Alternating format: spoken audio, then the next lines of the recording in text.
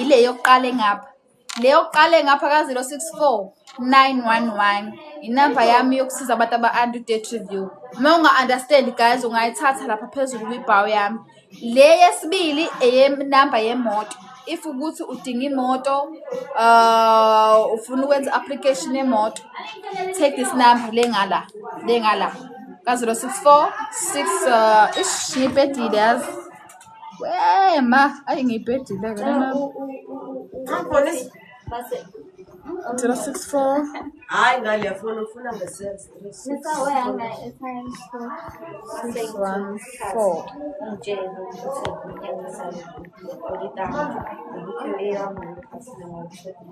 yeah. Yeah, I see right. Okay, I will text you. I need your help. Okay. Yeah, I see right again, man. See right. Yeah, I see right.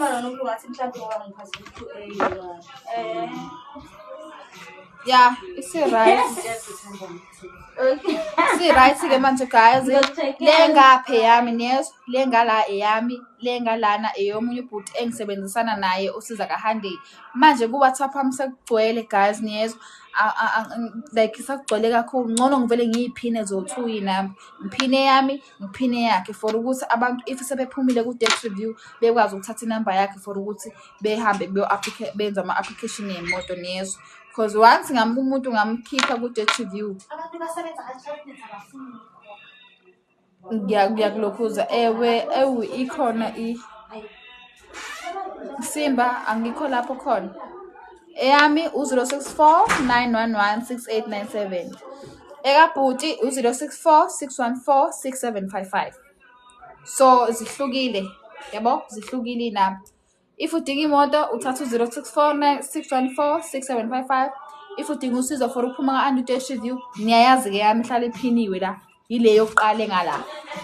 Ile yokuqala ngala yami. Le yangapha ingabhuti. Osizana for ukuthi niyenza ama application yemoto. Osebenza kaHandy. Handy angisi? Handy.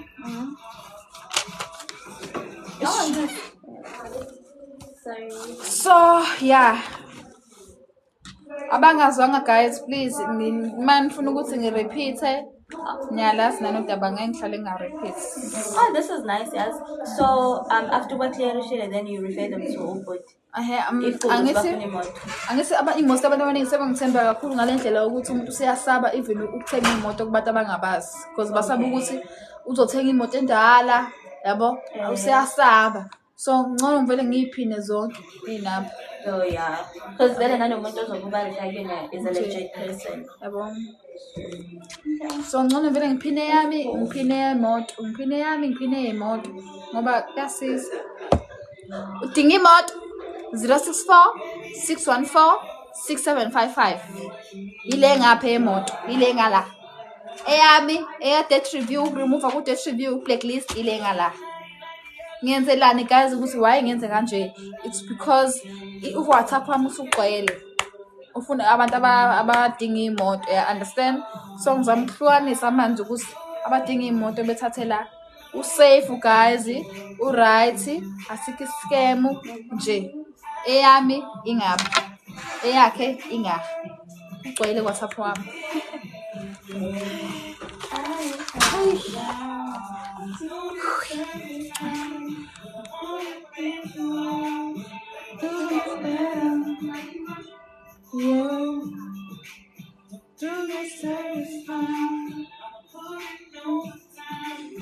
Do better.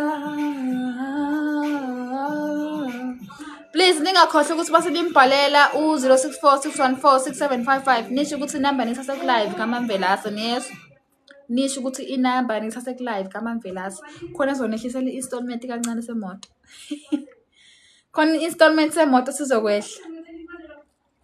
Nitholakala kuphi? Shamase siku Field Street ku Ezumasha House la ngitholakala khona ngilapho ke. Ngilapho mntakama. Hayi bonke imsandelele nje ubusizo lo.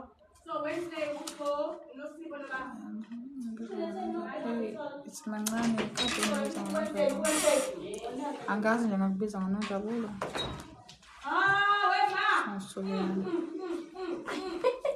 Azikwenzakalani? Khona ngibhalelayo manje guys, like I said, I'm helping people ofuna ukusizwa. Please pin the address. Free Street, Zumasha House. Athi ngipin address manini khona ngizopin address.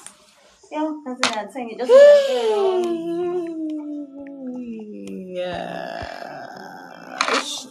Yabona nizongisebenzisa ke manje. Senifuna ngipin address.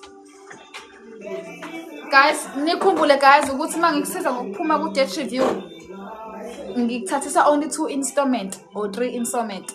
U5 months, u6 months angusebenzi ngoba ngifuna ukuthi usheshe uphume. Ngifuna ukuthi usheshe uphume ka debt review, phume. Indaba ka 5 months, indaba ka 4 months. Ngobani? Ngenzela ukuthi usheshe uphume ka debt review. Hamba uthenga imoto. Leyo ukuthi uzohlala ukhetha u6 months installment ende. Wacabanga ukuthi ngiscam. Hayi ngiyifuni leyo.